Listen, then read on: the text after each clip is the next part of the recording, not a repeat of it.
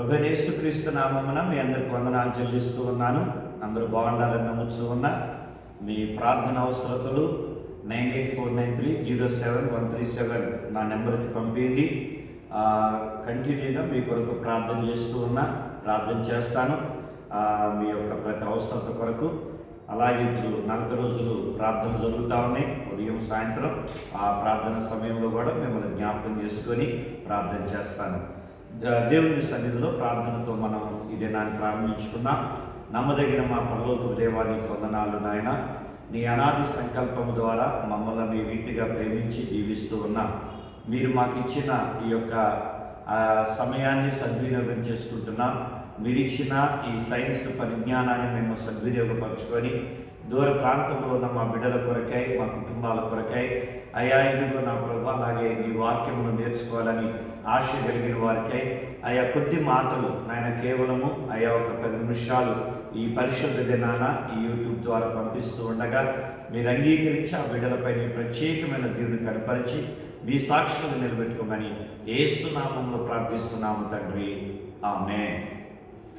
ప్రియమైనటువంటి దేవుని బిడ్డలారా, గత 2 వారాల నుంచి యెహోషువ 22వ అధ్యాయంలో నుండి మనం కొన్ని మాటలు ధ్యానం చేస్తూ ఉన్నాం. మొదటి ఆయన మాట వినిరి, అలాగే ఆయన మాట విని దాని ప్రకారం నడిచిరి అని. ఆ తర్వాత వారు సహోదరులను విడువలేదు అనే మాటను కూడా మనం చూస్తూ ఉన్నాం. అంటే సహోదరులు కలిసి వారు నడిచారు అనేది. మూడవదిగా స్వాస్థ్యాన్ని పొందుకున్నారు అనేది గత వారం చూసాం. వారి స్వాస్థ్యమును పొందిరి అని. ఈ దినాన మరి సహోదరులను విడువలేదు అనే మాటతో మనం అక్కడ ఐక్యతను ఎలాగైతే చూస్తున్నామో ఇక్కడ డైరెక్ట్గా అదే మాట రాయబడుతున్నది. ఆ మాట చూద్దాం.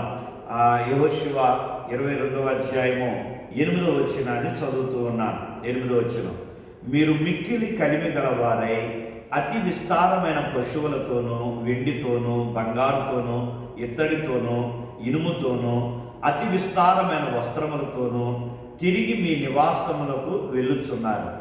మీ శత్రువుల దోపుడు సొమ్మును మీరును మీ సహోదరులను కలిసి పంచుకొనుడి.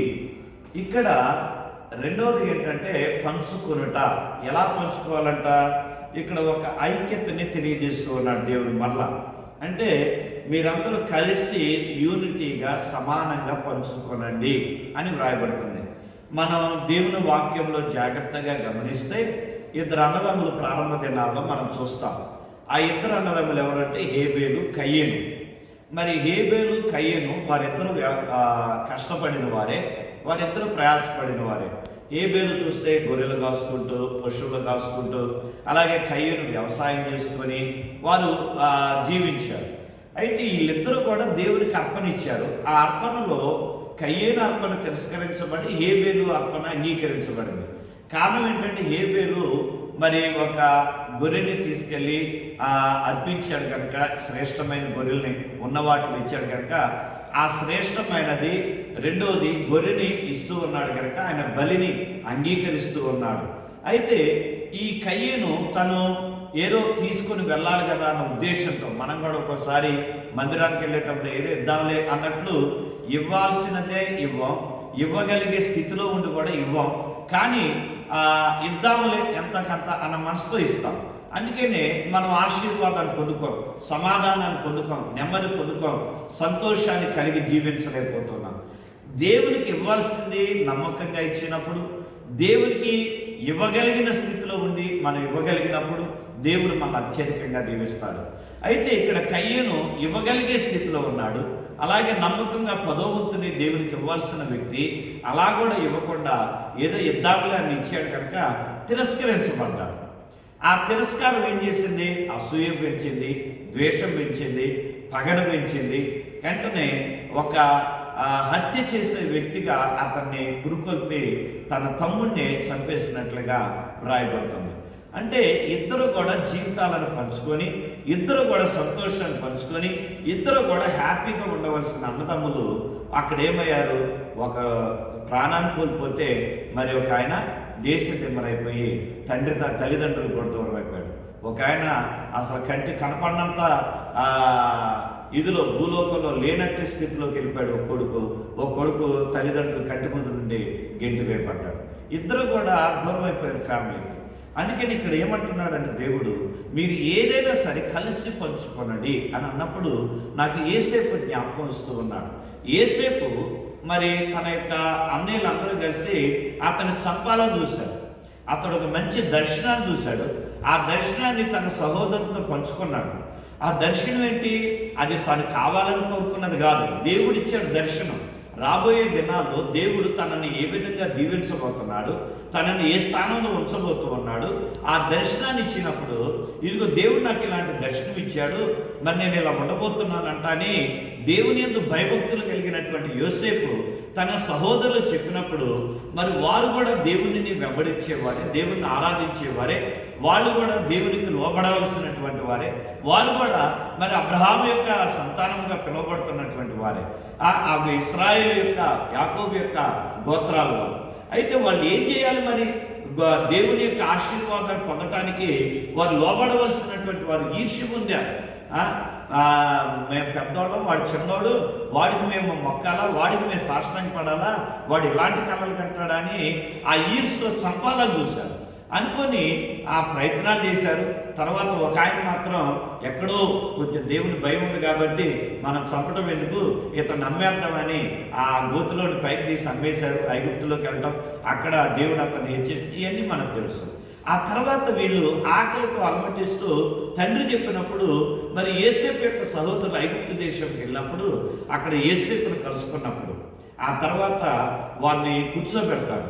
యోసేపు అన్నదమ్ములు గుర్తుపెట్టాడు, అన్నయ్యలు గుర్తుపెట్టాడు, కానీ ఇతడు మా తమ్ముడు అని ఆ అన్నయ్యలు గుర్తుపట్టలేదు. కానీ వారి యొక్క వంతు ప్రకారం ఆహారపు భోజనశాల దగ్గర ఆ యొక్క డైనింగ్ టేబుల్ దగ్గర కూర్చున్నప్పుడు ఎవరి వంతు చొప్పున వారికి భోజనం వడ్డించరి అని వ్రాయబడింది. అంటే తన అన్నయ్యలో తనను చంపాలని చూసినా, వారు శత్రువులుగా ఉన్నా సరే వాళ్ళని ప్రేమించి తన యొక్క ఆ సహోదర ప్రేమ ఏం చేసిందంటే వంతుల వారిగా వాళ్ళకు భోజనాన్ని వడ్డించింది. ఆ తర్వాత మరి తను బయలుపరుచుకున్నప్పుడు కూడా అతను ఏమంటున్నాడు, మీరు నన్ను పంపించలేదు, దేవుడే నన్ను ముందుగా మనందరం మేలు కొరకే పంపించాడు అని తన సహోదరులను క్షమించాడు. అలాంటి మనస్సు ఈ యొక్క సహోదరులకు లేదు, యోసేపుకున్న మనసు లేదు. కారణం ఏంటంటే యోసేపు దేవుని యొక్క భయభక్తుల్లో జీవిస్తూ ఉన్నాడు. అలాగే దేవుడు యోసేపు తోడుగా ఉన్నాడు, అతని భయభక్తులు కలిగిన జీవితాన్ని బట్టి, అతని యథార్థతను బట్టి. సో ఈ రోజున నీ యొక్క కుటుంబంలో నీ సహోదరుడు ఒకవేళ నేను మోసం చేసినా, నీ సహోదరుడు నేను ఇబ్బంది పెట్టినా, నీ సహోదరుడు నీ ఆస్తిని నీ దగ్గర నుండి లాక్కోవాలని చూసినా, అతడు మోసంతో నీకు రావాల్సిన దాన్ని తక్కువగా ఇచ్చి అతడు ఎక్కువ తీసుకున్నా, నీవు దేవుని యొక్క కుమారుడు, దేవుని బిడ్డవు కనుక నువ్వు దేవుని ఎడల భయభక్తులు కలిగి నువ్వు నిజంగా అలాగే జీవిస్తే ఒకానొక దినాన నీ సహోదరుడు ముందే నీ దేవుడు నిన్ను హెచ్చిస్తాడు. ఎందుకంటే దేవుని వాక్యం ఇక్కడ చెబుతున్న మాట అదే. మీరు కలిసి పంచుకున్నట్లయితే, మీరు కలిసి జీవించినట్లయితే, యోసేపులాగా నీ సహోదరులతో నువ్వు సమానంగా పంచుకొని నీ సహోదరులను క్షమించే గుణం, నీవు యోసేపు లాంటి గుణాన్ని నువ్వు కలిగి ఉంటే దేవుడు నిన్ను హెచ్చిస్తాడు. కనుక యూనిటీ అనేది ఎక్కడ వస్తుందంటే మనలో నుండి ప్రారంభం అవ్వాలి. నువ్వు కలిసి ఉండట్లేదు, నువ్వు దూరంగా ఉంటున్నా, నువ్వు దగ్గరికి రావట్లేదు, నువ్వు నన్ను ప్రేమించట్లే, భార్య భర్తల మధ్య ఇదే, అన్నదమ్ముల మధ్య ఇదే, అక్కదిళ్ళ మధ్య ఇదే, అత్త కోడల మధ్య ఇదే, అందరూ కూడా ఇలాగ అనుకున్నా. అసలు ముందు నీవు ప్రారంభిస్తే, నీలో నుండి ప్రారంభమైతే ఆటోమేటిక్గా ఎదురు వ్యక్తులు. మరి యోసేపులో నుండి ప్రారంభమైంది కనుక ఇప్పుడు ఆ యోసేపు యొక్క సహోదరులు ఏం చేశారు, అతను వాటేసుకున్నారు, ఏడ్చారు, వాళ్ళ తప్పును ఒప్పుకున్నారు.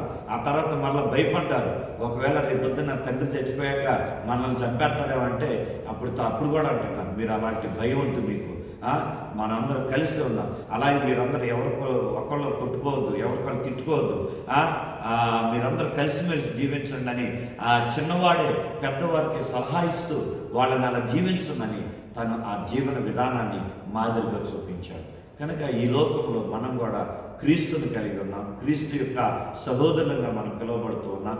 మళ్ళీ క్రీస్తు యొక్క ప్రేమను పొందుకొని క్రీస్తు సహోదరులంగా పిలువబడుతున్నటువంటి నీవు నేను ఈ లోకాన్ని ఎలా ప్రేమిస్తున్నాం, ఈ లోకంతో మన జీవితాన్ని ఎలా పంచుకుంటూ ఉన్నాం, ఈ లోకంలో దేవుడు చేసిన ఆ సాక్ష్యకరమైనటువంటి మేలుల్ని మనం ఎలా పంచుకుంటున్నాం, మన తోటి వారికి, మన బంధువులకి, మన స్నేహితులకి ఎలా పంచుకుంటూ ఉన్నాం. ఈ ఉదయకాల సమయంలో మనం పరీక్ష చేసుకున్నాం. నువ్వు ఏ రోజైతే నీ సహోదరులతో పంచుకుంటావో, నీ భార్యతో నువ్వు పంచుకుంటావు నీ జీవితాన్ని, అలాగే నీ కలిగిన దాన్ని, అలాగే నీ యొక్క బంధువులతో, నీ ఆత్మీయులతో నీ ప్రేమని, నీ యొక్క సాక్ష్యవంతమైన జీవితాన్ని, దేవుడు నీకు చేసిన మేలుని, నువ్వు కలిగిన దాన్ని నువ్వు పంచుకోవటం ఎప్పుడైతే ప్రారంభిస్తావో అప్పుడు దేవుడు నిన్ను హెచ్చిస్తూ ఉంటాడు, నిన్ను అందరికన్నా పై స్థానంలో ఉంచుతాడు. అందుకనే ద్వితీయోపదేశకాండ 28వ అధ్యాయంలో రాయబడుతున్న ఆశీర్వాదాల్లో ఒక మాట, నిన్ను పైవాడిగా ఉంచుతాను కానీ క్రిందివాడిగా ఉంచుతాను, నిన్ను తలగా ఉంచుతాను కానీ తోకగా ఉంచనన్నాడు.